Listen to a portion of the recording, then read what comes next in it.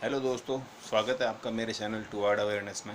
आज हम बात करेंगे कि 10वीं और 12वीं कक्षा पास करने के बाद विद्यार्थियों को अपने विषय चुनते समय किन बातों का ध्यान रखना चाहिए। पढ़ाई को लेकर और आगे हायर स्टडीज़ के लिए कौन से सब्जेक्ट लेने हैं, ये बच्चों के लिए फ्री विल होनी चाहिए। मतलब ये बच्चों के ऊपर छोड़ देना चाहिए कि वो किस विषय में आगे पढ़ाई करना चाहते हैं, क्योंकि जिस विषय में बच्चे आगे पढ़ना चाहेंगे उसी विषय में अगर वो मन से पढ़ाई करेंगे तो वो उसमें बढ़िया परफॉर्म कर पाएंगे। अन्यथा जो ज़बरदस्ती जो मजबूरन उनके ऊपर जो विषय थोप दिए गए हैं पेरेंट्स के द्वारा या भावनात्मक कुछ कारणों के द्वारा, तो बच्चे अंत में जाकर उनमें अच्छा परिणाम नहीं ला पाएंगे और पढ़ाई के प्रति उन बच्चों के मन में एक घृणा और नफरत पैदा हो सकती है। तो अपनी पढ़ाई का, अपनी डिग्री का आगे जीवन में कुछ उपयोग करना चाहते हैं तो आपको बहुत ही सावधान रहना होगा। 10वीं और 12वीं कक्षा पास करने के बाद अपनी स्ट्रीम और अपने सब्जेक्ट सेलेक्ट करने के लिए उस समय आपको अपने इंटेलेक्चुअल, अपनी बुद्धि का बहुत ही विवेकतापूर्ण, बहुत ही तर्कपूर्ण उसका इस्तेमाल करना होगा।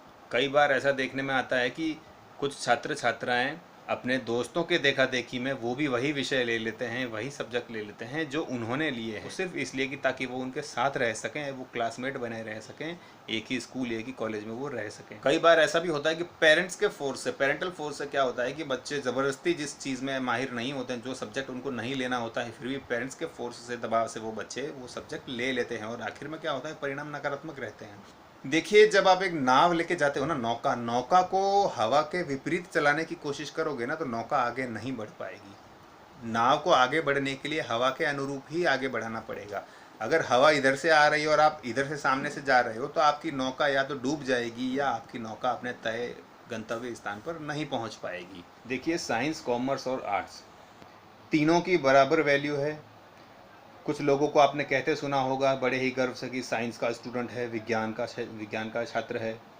कोई बड़े गर्व से कहते हैं कॉमर्स का स्टूडेंट है, और किसी किसी को कहा जाता है कि ये तो आर्ट्स का स्टूडेंट है। आर्ट्स क्या है, आर्ट्स तो नॉर्मल है। ऐसा कुछ नहीं है। सारे विषय, सारे सब्जेक्ट्स और सारे ही वर्ग अपनी अपनी जगह पे बहुत ही वैल्यूएबल होते हैं, बहुत ही महत्वपूर्ण होते हैं। साइंस आर्ट्स के बिना अधूरा है, कॉमर्स साइंस के बिना अधूरा है, और आर्ट्स साइंस और कॉमर्स के बिना अधूरा है। तीनों ही एक दूसरे के पूरक हैं। आप देख लीजिए, अगर दुनिया में सारे व्यक्ति डॉक्टर बन जाए तो प्रशासन कौन संभालेगा? सारे व्यक्ति अगर प्रशासनिक अधिकारी बन जाए तो चिकित्सा कौन संभालेगा? सारे व्यक्ति अगर व्यापारी बन जाए तो चिकित्सा और प्रशासन कौन संभालेगा? तो तीनों के तीनों क्षेत्र जो हैं वो अपनी अपनी जगह पे वैल्यूएबल है, महत्वपूर्ण है। तीनों का समान रूप से उपयोग है। आपको कभी भी एक दूसरे को देखकर सब्जेक्ट नहीं लेना है, लेकिन क्या पता आपका इंटेलेक्चुअल, आपकी बुद्धिमत्ता जो है वह किसी और विषय के लिए बनी हो। ये आपका जीवन है, ये आपका फैसला होना चाहिए। आप किसी और को देखकर आप तय मत कीजिए कि आपको क्या सब्जेक्ट, कौन सा स्ट्रीम लेना है। कई छात्र छात्राएं साइंस, कॉमर्स सिर्फ इसलिए लेते हैं कि वो एक स्टेटस सिंबल बन चुका है। साइंस लेना है ताकि वो चौड़े होकर गर्व से कहीं चार लोगों में बोल सके, ओ हमने साइंस लिया है। आपने साइंस ले तो लिया, लेकिन क्या आपका इंटेलेक्चुअल, क्या आपकी बुद्धि जो है वो साइंस के अनुरूप है? या हो सकता है आपकी बुद्धि किसी अन्य विषय के अनुरूप हो, आप उसमें बहुत ज़्यादा बढ़िया ग्रो कर सकते हो, बढ़िया प्रोग्रेस कर सकते हो। ऐसे हज़ारों लोगों को जानता भी हूँ, मैं किसी का नाम नहीं लूँगा, लेकिन मैं बता दूँ आपको, मैंने ऐसे कई लोग देखे हैं जिन्होंने स्टेटस के चक्कर में, चौड़ा होने के चक्कर में उन्होंने साइंस ले लिया, कॉमर्स ले लिया, और 5-5 साल वो फेल होते रहे उस साइंस में। 5-5, 10-10 बार उनको सप्लीमेंट्री आती रही। मरते मरते वो कहीं कभी पास भी हो गए। उसमें तो कितने 35%, 40% सप्लीमेंट्री बाई ग्रेस ऐसे करके वो साइंस में निकल गए। अब वो साइंस की डिग्री का क्या करे? लोगों की देखा देखी उन्होंने ले तो लिया, अब उसकी फ्रेम बना के रखो घर में। अब वो साइंस का डिग्री लेके आप चपरासी की वैकेंसी भरोगे या कोई डी ग्रेड, सी ग्रेड की वैकेंसी भरोगे, तो इससे बढ़िया था कि आपका इंटेलेक्चुअल, आपकी बुद्धि जिस क्षेत्र में थी, जिस फील्ड में थी, उस स्ट्रीम में लेकर आप अगर आके कुछ पढ़ते। कुछ विषय ऐसे होते हैं जिनको पढ़ने में ज़्यादा खर्चे लगते हैं, जिनको पढ़ने में परिवार की आर्थिक स्थिति मजबूत होनी चाहिए, या उन विषयों में पढ़ने के लिए, शोध करने के लिए, रिसर्च करने के लिए आपके आसपास सुविधाएं होनी चाहिए। मान लीजिए आप किसी ऐसे गांव में या ऐसे शहर में हो जहां पे लाइब्रेरी नहीं है, जहां पे लेबोरेटरीज नहीं है, या फिर जहां पे कोई अच्छे कोचिंग इंस्टीट्यूट्स नहीं हैं, या वहां पे आपको कोई बढ़िया ट्यूटर नहीं है, फिर भी आपने वो सब्जेक्ट ले लिया, आप देखा देखी के चक्कर में ले लिया, आपने कॉपी पेस्ट कर तो लिया, लेकिन अब आप उसमें आगे कैसे जाएंगे?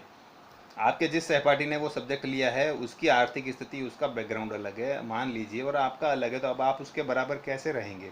इसका नकारात्मक प्रभाव आजीवन आपके साथ रहेगा। वो जिसने जो सब्जेक्ट अपनी बुद्धि के अनुसार लिया था वो उस क्षेत्र में आगे बढ़ गया, और आपने देखा देख लिया और आप अभी भी वहीं घिस रहे हो। तो यही चीज़ एक स्टूडेंट की लाइफ में भी होती है कि पेरेंट्स को भी कभी बच्चों को फोर्स नहीं करना चाहिए कि तू यही सब्जेक्ट ले, तेरे को यही पढ़ना है, नहीं तो तेरा जीवन अनर्थ हो जाएगा। ऐसा कोई अनर्थ नहीं होता है। आप अपने बच्चे से पूछिए कि बेटा तुम्हें कौन से सब्जेक्ट में इंटरेस्ट है, और उसी विषय में आप बच्चे को आगे पढ़ने के लिए प्रेरित करें ताकि वो अपने मन से उस विषय में अपना बेटर परफॉर्म कर पाए। वीडियो अगर पसंद आई हो तो लाइक कीजिए, शेयर कीजिए और मेरे चैनल टुवर्ड अवेयरनेस को सब्सक्राइब ज़रूर कीजिए। Thank you.